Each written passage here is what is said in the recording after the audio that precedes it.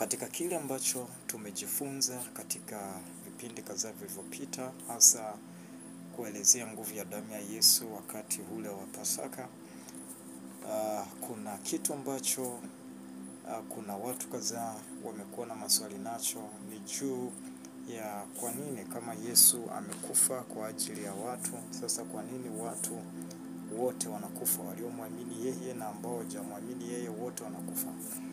Katika kipindi hiki tunaenda kupata majibu ya maswali yote, na nikuombe uweze kwa makini kufuatilia kipindi hiki. Usiache kufuatilia na kusubscribe katika channel ya YouTube ambayo inaitwa Ebenezer TV, lakini pia usiache kufuatilia page ya Facebook ambayo inaitwa Ebenezer Youth International Ministry AIM. Kwa hiyo usiache kufuatilia hizo page YouTube pamoja na TikTok, lakini vile vile hii page ya Apostle Noel Godwin Daudi. Kutoka katika kifo hata uzima, au kutoka katika mauti mpaka kuishi, kutoka katika uzima mpaka kuishi, au kutoka katika mauti mpaka uzima. Hiki ndicho kichwa cha kile ambacho tunaenda kujifunza siku ya leo. Mungu wangu, tupe neema ya kuweza kuelewa. Roho Mtakatifu tusaidie, fungua akili za kwetu, fungua akili ya mtazamaji huyu aweze kuelewa, na kuombea Roho Mtakatifu akupe usikivu na umakini katika kufuatilia kile ambacho Roho Mtakatifu mwenyewe anatusaidia kuweza kukipokea. Nami kama chombo ninakuletea wakati huu kwa uwezo wa Roho Mtakatifu katika jina la Yesu. Amen. Waefeso sura ya 2 mstari wa 1 mpaka wa 5. Hapo ndipo kwenye andiko letu la msingi. Waefeso sura ya 2 mstari wa 1 mpaka ule wa 5. Biblia inasema, nanyi mlikuwa wafu kwa sababu ya makosa na dhambi zenu, kawaida ambazo mliziendea zamani kwa kuifuata kawaida ya ulimwengu huu, na kwa kumfuata mfalme wa uwezo wa anga, roho yule atendaye kazi sasa katika wana wa kuasi, ambao zamani sisi sote nasi tulienenda katikati yao katika tamaa za miili yetu, tulipoyatimiza mapenzi ya mwili na ya nia, tukawa kwa tabia yetu watoto wa hasira kama na hao wengine. Lakini Mungu kwa kuwa ni mwingi wa rehema, kwa mapenzi yake makuu aliyotupenda, hata wakati ule tulipokuwa wafu kwa sababu ya makosa yetu, alituhuisha pamoja na Kristo, yaani tumeokolewa kwa neema. Akatufufua pamoja naye, akatuketisha pamoja naye katika ulimwengu wa roho katika Kristo Yesu. Akatufufua pamoja naye, mstari wa 6, naye akatuketisha pamoja na yeye katika ulimwengu wa roho katika Kristo Yesu. Mungu alitufufua akatuketisha pamoja na Yesu katika ulimwengu wa roho. Hili ndilo neno la msingi ambalo tunaenda kuliangazia kwa upana kwa uwezo wa Roho Mtakatifu. Asante Roho Mtakatifu kwa sababu tayari umechukua nafasi ya kwanza kuweza kutupa uelewa na kujifunza zaidi, ili tuweze kutembea katika kile ambacho ni mapenzi ya kwako. Naam, tumekuwa na mambo mengi yanaendelea, na debate zimekuwa ni nyingi juu ya watu wasioamini wakishindwa kuelewa juu ya kile ambacho Yesu alikifanya msalabani, lakini hata wale ambao wameamini bado wanashindwa kuweza kujipambanua katika kile ambacho Yesu alikifanya msalabani. Kwa hiyo wasioamini wana maswali na hawaelewi chochote, lakini hata walioamini bado ule ufanisi wa upembuzi wa kile ambacho Yesu alikifanya msalabani bado unakuwa ni mdogo. Na hii ni kutokana na kwamba waamini wengi hawana muda wa kutafakari neno la Mungu, hawana muda wa kujifunza neno la Mungu, hawana muda wa kwao wa kibinafsi, lakini pia ile huduma ya kufundisha, huduma ya kielimu inapokuwa inakosa katika kanisa au inakosa katika eneo fulani kuhusiana na neno la Mungu, basi kunakuwa na changamoto ya uelewa juu ya kile ambacho neno la Mungu linazungumzia. Sasa tunaangalia kitabu cha Waefeso hapa, na kitabu cha Waefeso ni moja ya vitabu ambavyo viko kipekee sana, kwa sababu kimetoa taswira ya mtu ambaye hajaokoka na alafu baadaye akaokoka, alafu kinatoa fursa ya kuelewa nafasi ya huyu mtu katika mwili wa Kristo, yani nafasi ya aliyeokoka ndani ya Kristo. Yeye anakuwa ni nani, anaitwa nani, na nafasi yake ni ipi, uwezo alionao, mamlaka alionayo, na kile ambacho kimebadilishwa kwenye maisha yake, na jinsi ambavyo transformation, lile badiliko la ndani linachukua nafasi. Lakini kitabu hiki kimeenda zaidi. Mtumishi wa Mungu Paulo ameenda kwa upana sana, anaelezea mpaka kufikia hatua ya huyu mtu safari yake ya maisha ya wokovu ni safari ambayo inakutana na mawimbi ya namna gani, inakutana na vizuizi au vizingiti vya namna gani, na mwisho wa siku anafika katika sura ile ya 6 ambako anaelezea vita vya kiroho, jinsi ambavyo muamini huyu sasa ndani ya Kristo kwamba hayuko tu akipoteza muda, lakini madam bado yupo anaishi duniani, ni maisha ambayo ni ya kushindana na mamlaka za giza zinazozuia utimilifu wa ahadi za Mungu kwenye maisha yake. Kwa chochote kile ambacho mamlaka za giza kinajaribu kuzuia, yeye ana wajibu wa kukichukua na kutenganisha ile mamlaka ya giza na kuamrisha kila aina ya nguvu ambayo imekamata mipenyo ya kwake, imekamata baraka za kwake, imekamata njia ya kwake iweze kuachia. Na hii ndio maana halisi mojawapo ya vita vya kiroho. Kwa hiyo kitabu cha Waefeso kimeelezea sana kwa upana juu ya muamini, nafasi ya muamini na vita vya kiroho kwa muamini na ushindi alionao. Sasa tukiwa kwenye sura ya 2 hapa ambako ndipo msingi wetu upo, mistari michache. Ukianza mapema kabisa kwenye mstari wa 1, anaelezea Paulo kwamba sisi tulikuwa tumekufa, na anaelezea kanisa la Efeso ya kwamba waamini wa Efeso, na ni neno ambalo Biblia imeandikwa kwa muktadha wa watu husika wakati ule, lakini inatumika katika nyakati hizi kwa sababu neno la Mungu ambalo limeandikwa kwa kufunuliwa na Roho Mtakatifu kwa ajili ya kila mmoja amwaminie Mungu. Na sisi tulioamini, basi neno la Mungu linatufundisha hata leo, maana neno la Mungu li hai hata sasa. Katika Waefeso sura 2 mstari wa 1 mpaka 5, Paulo anasema sisi tulikuwa wafu, nanyi mlikuwa wafu kwa sababu ya makosa na dhambi zenu. Mlikuwa mmekufa. Kuwa mfu maana yake ni kufa kwa sababu ya makosa, kwa sababu ya dhambi. Kwa hiyo anaeleza kitu kimoja kwamba mlikuwa mmekufa, maana yake mlikuwa mmepoteza uhai. Alafu anaeleza sababu ya kupoteza huo uhai ni nini. Anasema kwamba ni dhambi, makosa ndiyo yaliyosababisha kupoteza uhai. Kwa hiyo kuingia kwa dhambi kulisababisha uhai kutoweka ndani ya mtu, na ili uhai uweze kurejeshwa, manake kuna uhai. Ili uhai uweze kurejeshwa, manake kuna haki inatakiwa ipatikane na dhambi iondolewe. Mstari wa 5 anasema hata wakati ule tulipokuwa wafu kwa sababu ya makosa yetu, alituhuisha pamoja na Kristo, yani tumeokolewa kwa neema. Kwa hiyo anasema tulipokuwa tumekufa katika dhambi zama hizo, sasa tumeokolewa, tumeokoka, tumeokolewa katika mauti hiyo ya dhambi. Tumefufuliwa pamoja na Kristo. Tumefufuliwa pamoja na Kristo. Kwa hiyo tunaishi ndani ya Kristo hivi sasa. Hatuko tena katika mauti ya dhambi. Sasa swali linakuja kwamba hii mauti ni nini? hii mauti ni nini, na kwamba Yesu alituokoa kutoka katika mauti ya dhambi. Kwa nini watu wanakufa mpaka leo? Nataka sasa turudi kwenye kitabu cha Mwanzo sura ya 2 mstari wa 17 tuweze kuona kitu pale.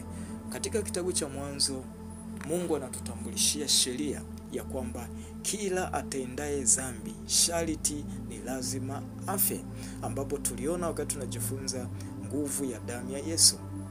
Anasema kwenye kitabu cha Mwanzo sura ya 2 mstari wa 17, walakini matunda ya mti wa ujuzi wa mema na mabaya usile, kwa maana siku utakapokula matunda ya mti huo utakufa hakika. Hii ni sheria ya ufalme wa Mungu, sheria ya ufalme wa mbingu ambao ni Mungu mwenyewe anaitambulisha. Ni sheria ambayo inaoperate katika ulimwengu wa roho, Mungu mwenyewe anaitambulisha. Na ndiyo sheria ambayo Ibilisi alitaka kumjaribu Mungu kupitia sheria hii ama kanuni hii ya kifalme. Ibilisi alitaka kumjaribu Mungu juu ya sheria ambayo yeye mwenyewe ameshaiweka, lakini alifeli.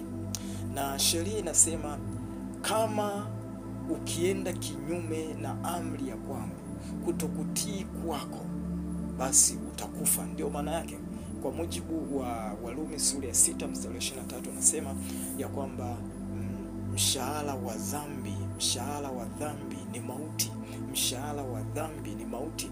Kwa hiyo kwa lugha nyingine, kile ambacho Mungu alikuwa anakisema ni kwamba utakapotenda dhambi au utakaposhindwa kutii, utakapoenda kinyume na kile ambacho ni amri ya kwangu, kile ambacho mimi nimekuagiza kufanya, ukaenda kinyume na hicho, maana yake wewe umetenda dhambi na hakika utakufa. Kwa hiyo ilikuwa ni sheria, ni lazima afe mwanadamu. Lakini sasa Mungu ni mwingi wa rehema, na Ibilisi alikuwa napata taswira ya kwamba Ibilisi amekaa pembeni, yuko tayari kuangalia baada ya yeye kuwa amefanikiwa kumdanganya mwanadamu, kumshawishi, na kisha mwanadamu amemkosea Mungu kwa sababu ya utashi wa kwake. Na sasa Mungu yuko kwenye kona ambayo anatakiwa atoe haki, lakini pia wakati huo huo Mungu ambaye ni mwingi wa rehema amemuumba mwanadamu kwa sura na mfano wa kwake. Anampenda mtu wake aliyemuumba, anampenda huyu mwanadamu, na kwa sababu ya rehema zake ambazo zinachangizwa na upendo wa kwake, anatamani na ana shauku ya kumrejesha mwanadamu katika kundi la kwake. Lakini hana tena huyu mwanadamu. Hakuna mahali ambako tunapata rekodi ya mwanadamu anaomba msamaha kwa Mungu baada ya kuwa ametenda dhambi huyu Adamu.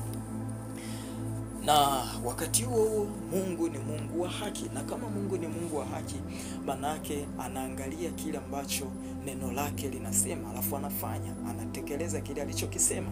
Na Mungu amekuwa ni Mungu wa haki hata leo, anafanya kile ambacho kakisema. Ndio maana anasema katika kitabu cha Yeremia, anasema naliangalia neno langu nipate kulitimiza. Kwa hiyo Mungu ni Mungu wa haki, anazungumza kile, anafanya kile alichokisema. Alichokisema amemaanisha, na anamaanisha kile alichokisema. Kwa hiyo anafanya sawa sawa na alivyosema. Kwa hiyo Ibilisi alijua Mungu hapa huyu mwanadamu anampenda, na tayari ameshampoteza, kwa sababu hakuna namna ambayo anaweza akamrejesha huyu mwanadamu, akamwokoa huyu mwanadamu. Yeye ni Mungu wa haki, na neno lake linasema akitenda dhambi huyu mwanadamu anastahili kufa. Nafsi itendao dhambi inastahili kufa. Kwa hiyo kwa mujibu wa sheria yake, haki yake Mungu itatenda kazi, huyu mwanadamu anakufa. Kwa hiyo ilikuwa ni sherehe kwa Ibilisi kuona kwamba ameweza kuwini, kwanza kwa Mungu kumtenganisha na mtu aliyemuumba, lakini pia kwa huyu mwanadamu kuweza kumfanya kuwa ni miliki ya kwake Ibilisi yeye mwenyewe.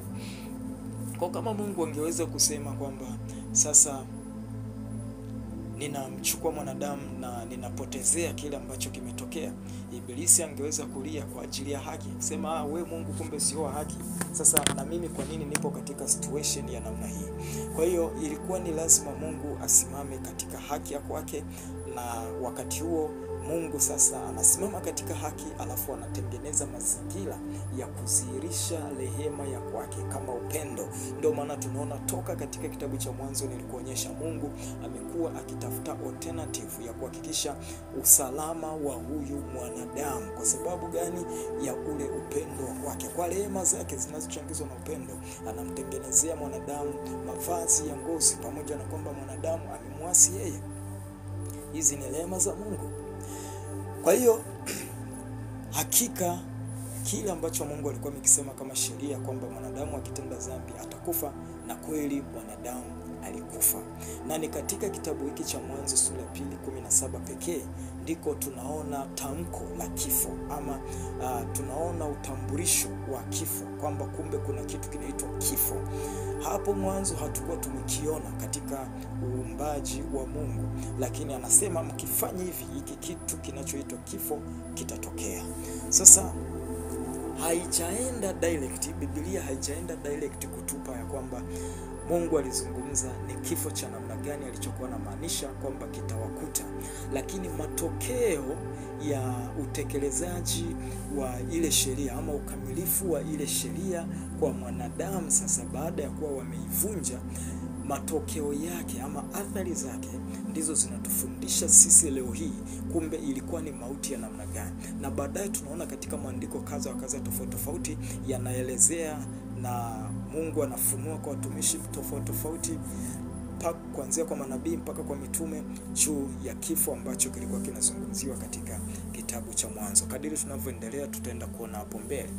Sasa kwa kuangalia matokeo ya kile ambacho kilitokea baada ya sheria hii kuanza kufanya kazi, kwamba sasa mwanadamu ametenda dhambi na sheria hii inamfunga ya kwamba anatakiwa kufa. Nini kinatokea? Matokeo yanaanza. Aina ya kwanza ya kifo ambacho tunakiona mwanadamu anakufa ilikuwa ni kifo cha kiroho, spiritual death, ya kwamba mwanadamu anakuwa separated kutoka katika uwepo wa Mungu. Huyu mwanadamu anatoka kwenye uwepo wa Mungu. Namna gani tunajua mwanadamu alitoka kwenye uwepo wa Mungu? Jambo la kwanza linalotuonyesha ni kwamba tukisoma Biblia inatuonyesha Mungu amekuwa na desturi ya kuzungumza na mwanadamu katika bustani ya Eden wakati wa jua kupunga. Kwa hiyo hii inatupa taswira kwamba kulikuwa kuna mawasiliano ya mara kwa mara, na mawasiliano ni moja ya nyenzo ya kuimarisha ushirika. Ushirika unajengwa kwa mawasiliano, lakini pia kukutana mara kwa mara kunaonyesha uimara wa ushirika mlionao. Kwa hiyo mawasiliano yalikatika, ile hali ya kukutana mara kwa mara kwenye bustani ya Eden ilikatika. Kwa hiyo huyu mtu, kwa kifupi tunasema ushirika uliweza kuharibiwa. Na Eden ama bustani ya Eden ilikuwa ni sehemu salama, safi ya utakatifu wa Mungu, utukufu wa Mungu ulikuwa pale, uwepo wa Mungu ni sehemu ambayo ilikuwa inaashiria uwepo wa Mungu mahali pale. Lakini nini tunakiona? Mungu anamfukuza mwanadamu atoke nje ya bustani ya Eden. Anamfukuza atoke nje ya bustani ya Eden, mahali ambako walikuwa wanakutana, mahali ambako walikuwa wanazungumza, mahali ambako kulikuwa na uwepo wa Mungu, mahali ambako mwanadamu alikuwa ana practice mamlaka ya kifalme, alikuwa anatembea katika mazoezi ya utawala kifalme. Naweza tukasema ni sehemu ambayo mwanadamu alikuwa anaakisi kile ambacho ni ufalme wa Mungu hapa duniani katika eneo la bustani ya Eden. Kwa hiyo mwanadamu kufukuzwa kwenye bustani ya Eden inaashiria ushirika wake na Mungu kuvunjika. Hii ndiyo mauti ya kiroho ambayo tunaiona hapa. Kwa hiyo mwanadamu baada ya kutenda dhambi, uwezo wake wa kuwasiliana na Mungu ulipotea, uwezo wake wa kukutana na Mungu ulipotea. Tunamuona baada ya kutenda dhambi anajificha, hataki kukutana na Mungu tena kwa sababu ya aibu ya dhambi, hofu. Lakini pia tunaona Mungu anamtimua, anatoke nje ya bustani ya Eden, anatoka nje ya uwepo wa Mungu. Kwa hiyo mwanadamu anapoteza ule uzima, anapoteza ule ushirika wa pamoja, anapoteza ile testi ya kiungu, ule urafiki wa kwake na Mungu umevunjika. Kwa kama hakuna mawasiliano, huyo mtu anaanza kutembea gizani tena. Hawezi kuelewa chochote kuhusiana na Mungu. Kwa hiyo kifo, tafasiri, matokeo ya amri hii kuanza kufanya kazi juu ya mwanadamu, tunaona ni uwepo wa Mungu unatoweka katika maisha kwao. Hiki ndicho kifo cha kiroho. Lakini pia matokeo ambayo tunayaona baadaye, baada ya kutoka kwenye uwepo wa Mungu, wamefukuzwa kwenye bustani ya Eden, kitu kilichofuatia baada ya miaka kadhaa, kifo cha kimwili kikaanza kuchukua nafasi. Kaanza na Habil, baadaye wakaanza kufuata Adamu mwenyewe, watoto, wajukuu, na mpaka leo hii watu wanaendelea kupoteza maisha, wanaendelea kuacha mwili. Yani nafsi inatengana na mwili. Hii ndio mauti nyingine ambayo tunaiona kutokana na matokeo ya ile sheria. Kabla ya hapa hatukuona maelezo ya kwamba siku mtakayokula matunda mtakufa, miili yenu itakufa, na wala hatukuona kwamba siku mtakayokula matunda nafsi zenu zitakufa. Lakini tunayaona haya baada ya dhambi kuwa imetendeka. Ile sheria, matokeo, kanuni za ile sheria zinaanza kufanya kazi, na tunaona sasa matokeo na uhalisia wa kile ambacho kimetokea. Sasa tukirudi katika kwa msingi huo, ninaamini ya kwamba tunapata uelekeo mzuri sasa wa somo la kwetu. Tukirudi kwenye Waefeso ambao ndio msingi wa kwetu, Waefeso sura ya 2 mstari wa 1 mpaka wa 5, Paulo anadadavua vizuri kabisa ya kwamba hapo mwanzo tulikuwa gizani, tulikuwa tumekufa katika dhambi, lakini tumefufuliwa katika Kristo. Pamoja na Kristo Yesu alikufa msalabani kwa ajili yetu, na kwa kumwamini yeye sisi tunafufuka kutoka katika dhambi. Mwanadamu, kwa mujibu sasa wa hii Waefeso, Paulo anazungumza kwamba mwanadamu alikuwa gizani, alikuwa katika gereza la dhambi, alikuwa amepoteza ule ushirika wake na Mungu, na ambao tumeuona toka katika kitabu cha Mwanzo kwamba mwanadamu amepoteza ule ushirika wa kibinafsi na Mungu, hawezi kuwasiliana naye tena, haelewi mambo ya Mungu, yuko gizani. Na kwa sababu ilikuwa ni sheria sasa kwamba kila nafsi itendayo dhambi lazima ife. Tuliona hiyo Mwanzo sura ya 2:17, lakini ukisoma Ezekieli 18 mstari wa 4a anazungumza kila nafsi itendayo dhambi lazima kufa. Waebrania sura ya 9 anazungumza chochote toka Agano la Kale kinatakaswa kwa damu. Kwa hiyo ilikuwa ni lazima kwamba kwa sababu dhambi ilipoingia uhai uliondoka. Sasa inatakiwa upatikane uhai ili kuweza kufidia uhai unaotakiwa kuondoka. Na tulijifunza katika kipindi kilichopita tukasema Yesu anakuja kufa msalabani kwa ajili ya kuchukua dhambi za kwetu, ili yeye awe ni nafsi yenye dhambi inayostahili kufa, alafu sisi tufanyike kuwa nafsi yenye haki inayostahili mbele za Bwana. Na hii inatokana na nini? Ni kwa sababu ya rehema za Mungu. Nimekuambia mwanzoni kwamba Mungu ni Mungu wa rehema. Kama ni Mungu wa rehema, yeye anataka kusamehe dhambi na kurehemu na kurejesha, kufanya urejesho kwa upya. Lakini wakati huo huo ni Mungu wa haki. Anachukia dhambi na anataka kuadhibu juu ya dhambi. Kwa nini kilichotokea ni kwamba kwa sababu dhambi imeingia na mwanadamu sasa amekufa, tunaona amekufa, ushirika wake na Mungu umevunjika, lakini tunaona hata kimwili sasa mwanadamu huyu anakufa. Nini ambacho Mungu anaamua kufanya?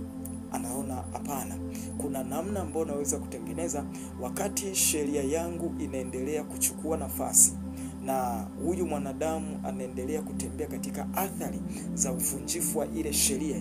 Vile athari zinaendelea kumkuta ya kwamba anaendelea kuishi katika giza. Lakini pia wakati mwanadamu anapoteza uhai wake katika mwili, kuna kitu ambacho ninaweza nikakifanya ili kusudi huyu mwanadamu nimrejeshe katika asili ya kile ambacho nilimuumba kwacho. Kumbuka, Mungu amemuumba mwanadamu kwa ajili ya umilele. Amemuumba mwanadamu ili aishi milele. Tunachokiona mwanzo, Mungu anaumba mbingu na nchi, baadaye anamweka mwanadamu, anasema wakatawale. kila kitu kilichoko katika ulimwengu, wakaitawale dunia. Kwa hiyo maana yake ni kwamba Mungu anatangaza umilele, anatangaza utawala wa kwake mwenyewe kupitia mwanadamu hapa duniani usiokuwa na mwisho, lakini adui akaukatisha huo utawala. Sasa Mungu anataka kurudisha tena huo utawala, aweze kutawala, aweze kurudi katika ule mpango wake wa harisi wa kumuumba mwanadamu, kwamba ni yeye Mungu kutawala ama kudhihirisha ufalme wa mbingu hapa duniani kupitia mwanadamu. Sasa ili aweze kulifanikisha hilo, anaamua kwa rehema za kwake kumtoa mwanae wa pekee ambaye ni Yesu, ili kila atakayemwamini aweze kupokea uzima wa milele. Akishapokea uzima wa milele, maana yake ni kwamba amehamishwa kutoka katika ufalme wa giza, ameletwa katika ufalme wa Mungu mwenyewe. Ametolewa katika giza, ameletwa katika nuru. Katolewa katika dhambi, alikuwa amekufa katika dhambi, sasa anafufuliwa katika haki ya Mungu. Yohana 3:16 anasema, kwa maana jinsi hii Mungu aliupenda ulimwengu hata akamtoa mwanae wa pekee, ili kila mwaminie asipotee bali awe na uzima wa milele. Kwa hiyo Mungu kwa rehema zake anamtoa Yesu ili afe msalabani. Yeyote anayemwamini anakuwa na uzima. Kwa hiyo sasa unasema, sasa Yesu amekufa kwa ajili ya wenye dhambi awafufue. Si kila mtu anafufuliwa, ila yule ambaye amemwamini Kristo anafufuliwa kutoka katika kifo cha dhambi. Maana yake Mungu anajali juu ya utashi ambao amempa mwanadamu. Alipomuumba mwanadamu, alimuumba pamoja na utashi, akampa utashi, akampa utashi. Kwa kama amempa utashi, amempa uwezo wa kuamua nichague moja ama nichague mbili, nichague nyekundu ama nichague nyeupe. Ndicho maana adui alichokuja kucheza nacho katika bustani ya Eden wakati ule ilikuwa ni utashi wa mwanadamu. Alikuja kucheza na utashi wa mwanadamu. Utashi wa mwanadamu ndio ambao Ibilisi alikutana nao, na ndipo chanzo cha anguko la huyu mwanadamu. Sasa utashi huu ndio ambao Mungu anakuja kuutumia tena kuweza kumpa uzima huyu mwanadamu.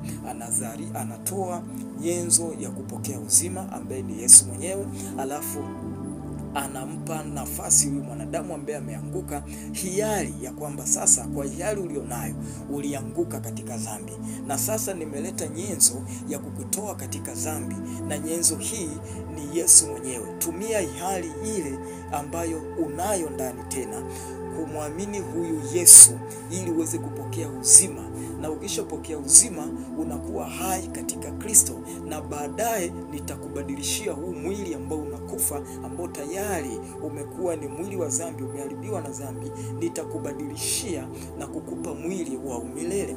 Sasa ukisoma kitabu kile cha Kumbukumbu la Torati sura ya 30 mstari wa 19, tunaona jinsi ambavyo Mungu anatoa nafasi ya hiari ya mwanadamu kutenda kazi, lakini amwachi dilema.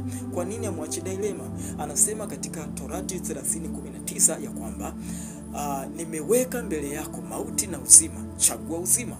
Nimeweka mbele yako baraka na laana, chagua baraka. Kwa hiyo Mungu anampa mwanadamu nafasi ya kumanifesti hiari ya kwake, lakini wakati huo anamsaidia ya kwamba ni vyema ukachagua njia hii. Kuna giza na nuru, lakini ukichagua nuru ni kwa ajili ya uponyaji wa kwako. Ninakupa ushauri, chagua nuru. Na siku zote mashauri ya Mungu ni amini na kweli, ni haki. Kwa hiyo Mungu anatupa angalizo au anatupa shauri, anatupa mwangaza wa hiari yetu tuipeleke namna gani. Hakuna ushauri wa Mungu ambao ni mbovu. Ushauri wa Mungu ni mzuri na wenye haki. Kwa hiyo anasema chagua uzima. Nimeweka mauti na uzima, lakini chagua uzima. Nimeweka baraka na laana, lakini chagua baraka, usichague laana.